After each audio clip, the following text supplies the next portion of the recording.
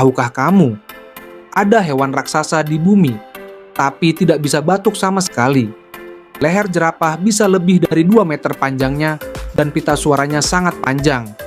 Karena struktur tenggorokannya ini, jerapah sulit menghasilkan tekanan udara seperti manusia saat batuk.